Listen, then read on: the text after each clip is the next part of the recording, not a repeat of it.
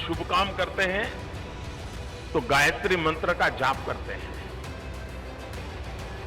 देखिए, ये दो लोग ऐसे हैं कि चुनाव अभियान कर रहे हैं तो गायत्री प्रजापति का मंत्र जपते हैं।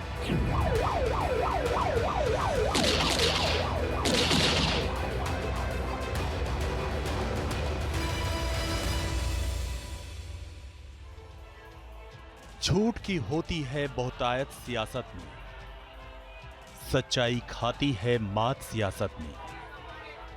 हर दिन होता है अक्सर रात सियासत में, गूंगे भी कर लेते हैं बात सियासत में, और ही होते हैं हालात सियासत में।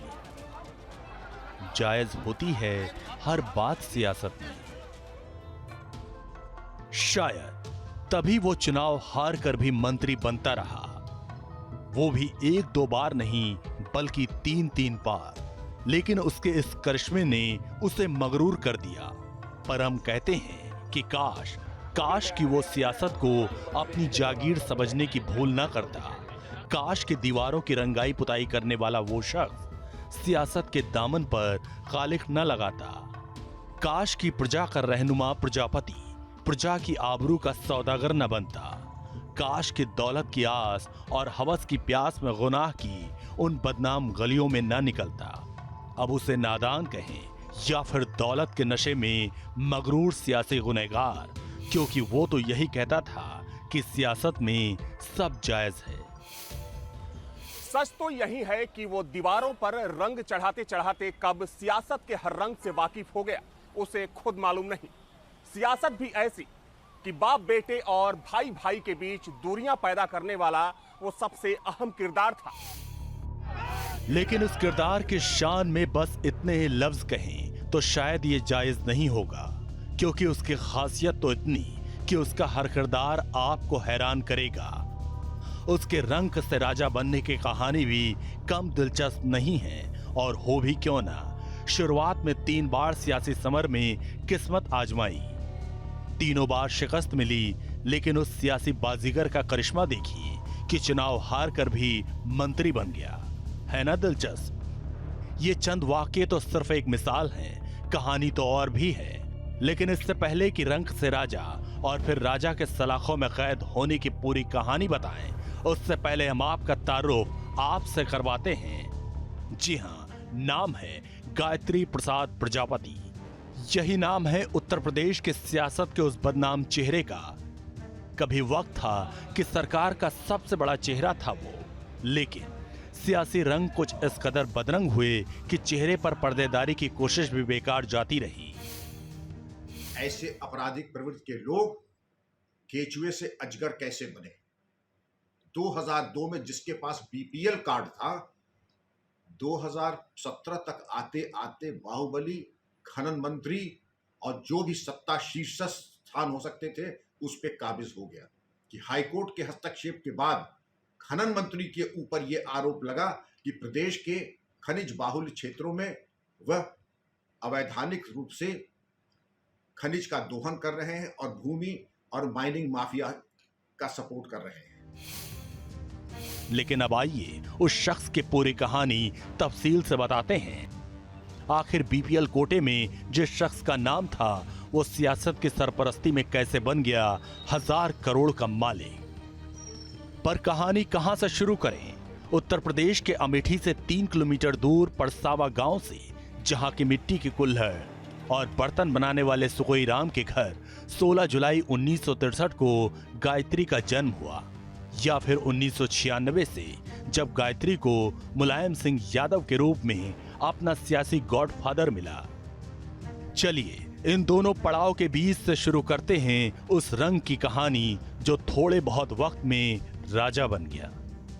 जब इंदिरा गांधी की हत्या के बाद राजीव गांधी प्रधानमंत्री बने और अमेठी को एक तोहफा मिला। हिंदुस्तान एरोनॉटिक्स लिमिटेड एचएएल का अमेठी के कोरवा इलाके में एचएएल की बिल्डिंग बननी शुरू हुई। पता चला एचएएल की बिल्डिंग में पुताई का काम होना है। गायत्री को नौकरी मिल गई। कुछ साल खुद ब्रश चलाने के बाद दूसरों से ब्रश चलवाने लगा, लेकिन नियति को तो कुछ और ही मंजूर था। अपने पहले चुनाव में गायत्री प्रसाद प्रजापति को चिन्ह मिली बाल्टी। इलेक्शन कमीशन की साइट पर पार्टी का नाम दर्ज है बीकेडी यानी कि बहुजन क्रांति दल, और क्रांति हो भी गई क्योंकि राम लहर के बावजूद भी पूरे प्रदेश में भाजपा की करारी हार हुई। लेकिन कांग्रेस के सबसे मजबूत गढ़ में भाजपा प्रत्याशी जमुना मिश्रा चुनाव जीत गए। इस चुनाव में गायत्री प्रसाद प्रजापति अपनी जमानत तक नहीं बचा पाया और उसे वोट मिले सिर्फ 1526। पुताई का ठेकेदार अब जमीन खरीद फरोख्त का दलाल बन गया और जिंदगी के साथ इसी जद्दोजहद में उसकी मुलाकात हुई इटावा के रहने वाले दयाराम प्रजापति से। समाजवादी पार्टी से 2 बार एमएलसी और मुलायम के बेहद करीबी दयाराम ने ही गायत्री की मुलाकात मुलायम सिंह यादव से करवाई। मुलाकात रंग भी लाई और मुलायम सिंह की तलाश भी पूरी हुई। 1996 में गायत्री को समाजवादी पार्टी से टिकट मिल गया। उसने एक बार फिर अमेठी विधानसभा से किस्मत आजमाई, लेकिन वही हुआ जो तय था। गायत्री एक बार फिर हार गया और पिछली बार की तरह नहीं, इस बार गायत्री तीसरे नंबर पर रहा। बेशक दूसरी बार भी गायत्री प्रसाद प्रजापति की उम्मीदवारी को जनता ने खारिज कर दिया हो, लेकिन सियासत में कामयाबी की उसकी कसक अभी बाकी थी। लिहाजा सपा सुप्रीमो मुलायम सिंह यादव की सरपरस्ती में सियासत में रहने के लिए वो सब कुछ करने लगा जो उस वक्त उसे जरूरी लगा। अगला चुनाव हुआ 2002 में, लेकिन तब तक खुद को सत्ता का करीबी बताकर गायत्री ने अपनी प्रॉपर्टी डीलिंग की दुकान जरूर जमा ली। 2012 में सपा की बहुमत से सरकार बन गई और उनको पहले राज्य मंत्री बनाया गया, बाद में वो कैबिनेट मंत्री बन गए खनन के। पूरे देखा जाए तो शुरू में गायत्री प्रसाद प्रजापति थोड़ा समाजवादी विचारों के आदमी थे, थोड़ा लेकिन ललक थी, आगे बढ़ने की ललक थी। बाद में वो 2002 के आसपास लखनऊ में जमीनों का काम शुरू कर दिया गायत्री प्रसाद ने, और उसके बाद उनके पास पैसे आने शुरू हुए। और उसमें भी एक थोड़ा पेंच ये था कि उस जमाने में जो शेड्यूल कास्ट की ज़मीनें हैं वो उसको बेचने के लिए नियम थोड़ा अलग थे कि अगर 3 एकड़ से कम ज़मीन है तो आप नहीं बेच सकते हैं। लेकिन गायत्री प्रसाद प्रजापति के पास ऐसी व्यवस्था थी कि एक दलित के नाम पे सारी ज़मीनें खरीदते थे, फिर उसे बेचते थे। उससे उनको काफ़ी पैसे मिले। जानकार बताते हैं कि अमेठी में उस वक्त एक एसडीएम थे जिनसे गायत्री की बड़ी दोस्ती हो गई। सरकारी बाबू की सेवा में गायत्री ने कोई कमी नहीं रखी। कहते हैं उसी वक्त सरकारी बाबू का तबादला लखनऊ हो गया। फिर क्या था, मोटरसाइकिल कार बनी और कार से चल पड़ी सरकार। गायत्री लखनऊ तक पहुंच गया। बात 2001 की है। स्वर्गीय अटल बिहारी वाजपेयी देश के प्रधानमंत्री थे। लखनऊ से सांसद भी उनका एक ड्रीम प्रोजेक्ट आया, शहीद पर। एसडीएम साहब को इस बाईपास की पहले से खबर थी। उन्होंने गायत्री पर कृपा बरसाई और उनकी इस कृपा का नतीजा था कि गायत्री रंग से राजा बनने के रास्ते पर निकल पड़ा। वो सारे गुण जो अवगुण कहें, बल्कि जो सत्ता में आने के बाद किसी नेता में आते हैं, गायत्री प्रसाद प्रजापति में वो सब एक एक करके आते गए। खनन के वो कैबिनेट मंत्री थे, उनका दबदबा था, जो वो चाहते थे विभाग में वैसे ही होता था। बहुत से जिलों में तो सिर्फ डिस्ट्रिक्ट मजिस्ट्रेट को बोलकर खनन करा दिया जाता था, पता भी नहीं लगता था। बालू, मोरंग और दूसरे जो खनन होते थे, केवल डिस्ट्रिक्ट मजिस्ट्रेट को बोल दिया जाता था, और जिले के एसपी को बोल दिया जाता था कि ये फला फला लोग हैं, ये काम करेंगे। एक सिंडिकेट के तौर पे पूरा काम शुरू हुआ। तो सिंडिकेट की जो व्यवस्था थी, जिसमें बिना खनन के पट्टे के आप पूरा खनन करिए तो जो रेवेन्यू आएगा वो रेवेन्यू शेयर हो जाया करता था। तो गायत्री प्रसाद प्रजापति को वहां से बेइंतहा दौलत आनी शुरू हुई। अब लौटते हैं 2002 के विधानसभा चुनाव में। गायत्री को एक बार फिर से मुलायम सिंह का आशीर्वाद मिल गया।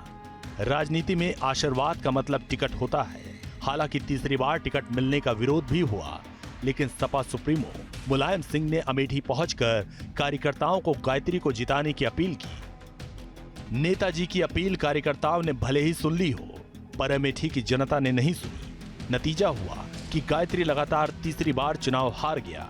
इस सियासी समर में भी गायत्री तीसरे नंबर पर रहा। गायत्री प्रजापति बेशक विधानसभा के गलियारों तक नहीं पहुंच पाया, लेकिन उसका ज्यादातर वक्त इसी लखनऊ में बीतने लगा। अपनी सियासत की उस कसक को पूरा करने के लिए वो हर समय 2012 के विधानसभा चुनाव पर नजर गड़ाए हुए था। लेकिन गायत्री एक बार फिर से समाजवादी पार्टी का खास कैसे बना, ये जानने के लिए आपको चलना पड़ेगा 1 साल और पहले। वो साल था 2011। आगरा में समाजवादी पार्टी के अधिवेशन में राम गोपाल यादव ने घोषणा की कि अमेठी के गायत्री प्रसाद प्रजापति ने पार्टी को 25 लाख रुपए डोनेट किए हैं। फिर क्या था, गायत्री ने आओ देखा न ताओ, लपक कर चढ़ गया मंच पर। भले ही दूसरी तरफ बैठी जनता 3 बार के हारे हुए गायत्री को राजनीति में मात खाया हुआ मोहरा समझ रही थी, लेकिन इतिहास गवाह है कि चरण वंदना की चतुराई कितनी असरदार होती है, बेशक सियासत की ही बात क्यों ना हो। मुलायम की चरण वंदना काम आई और एक बार फिर 2012 में समाजवादी पार्टी ने गायत्री पर दांव खेला। दांव सटीक भी बैठा और गायत्री ने माननीय की हैसियत पहली बार लखनऊ के सियासी गलियारे में अपनी आमद दर्ज कराई। 2013 में मंत्रिमंडल विस्तार करते हुए सीएम अखिलेश यादव ने गायत्री को सिंचाई विभाग में राज्य मंत्री बना दिया। सिंचाई विभाग के कैबिनेट मिनिस्टर थे खुद शिवपाल यादव। हालांकि अखिलेश गायत्री को लेकर इतने खुश नहीं थे। गायत्री को समझ आ गया कि कुछ और करना पड़ेगा। कहा जाता है कि गायत्री ने इसके बाद मुलायम की दूसरी पत्नी साधना गुप्ता और उनके पुत्र प्रतीक की परिक्रमा करनी शुरू कर दी। इसका फायदा मिला 2013 के जुलाई महीने में, जब गायत्री को खनन विभाग मिल गया। फिर वो इसी डिपार्टमेंट के पहले स्वतंत्र प्रभार और फिर 2014 में कैबिनेट मिनिस्टर बन गया। गायत्री प्रजापति शायद इकलौता ऐसा मंत्री था जिसे एक ही मंत्रालय में 3 बार प्रमोशन मिला।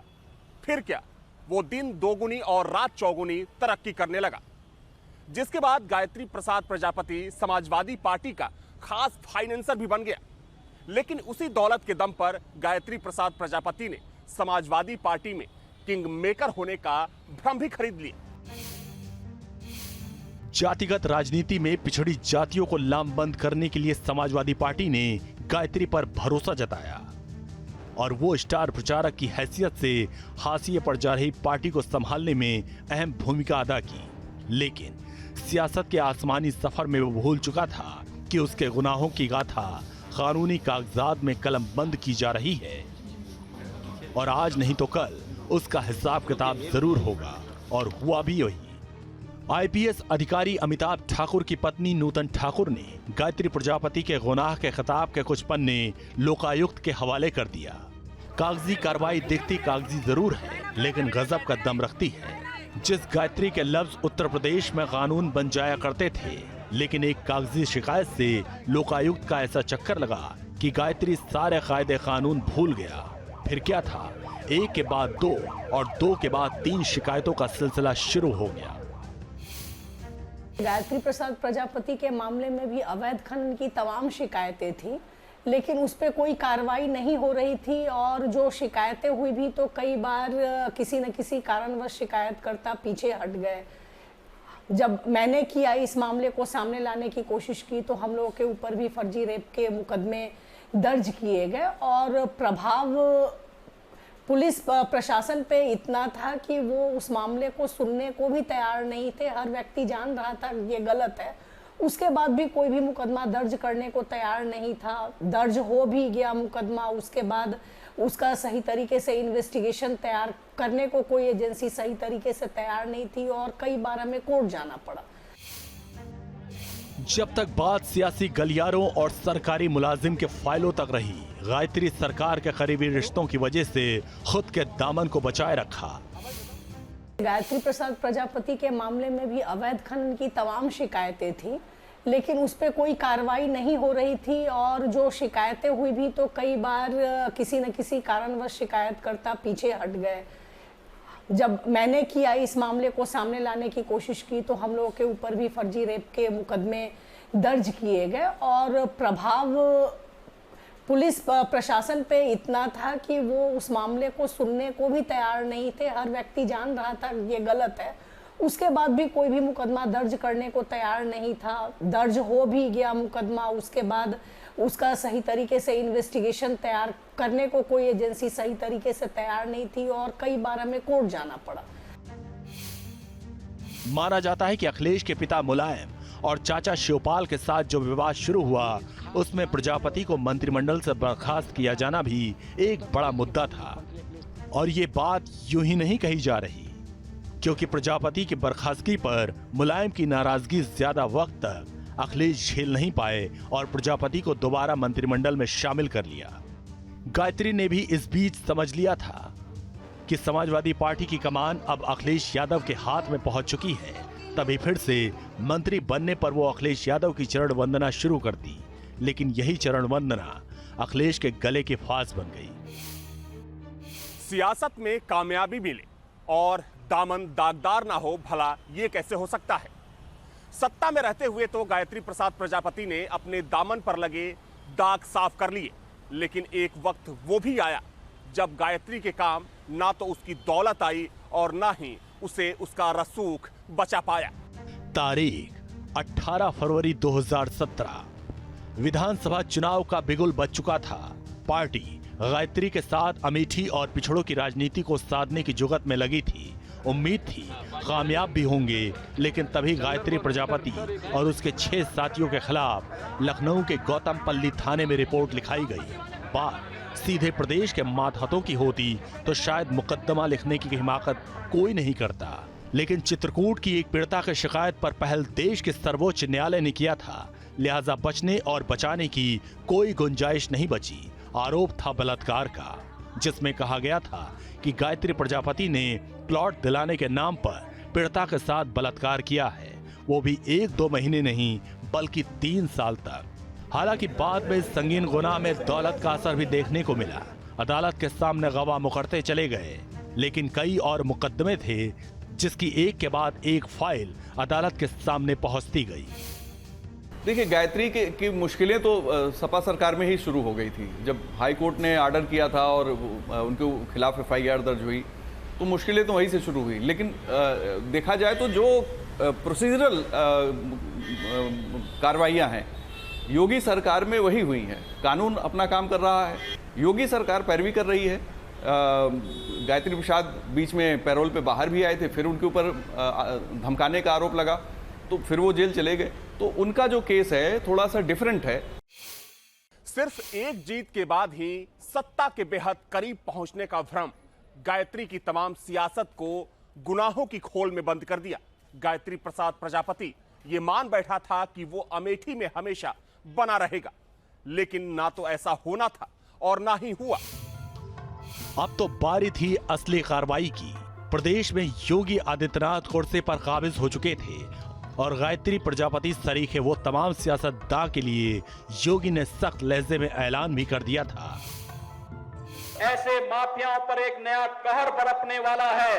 इससे पहले कि पुलिस का डंडा और प्रशासन का डंडा उनके सिर पर पड़े, वे लोग पहले उन कब्जों को हटा करके सरकारी भूमि है तो सरकार को सौंप दे और किसी गरीब की भूमि है तो उस गरीब को सौंपने का कार्य कर दें।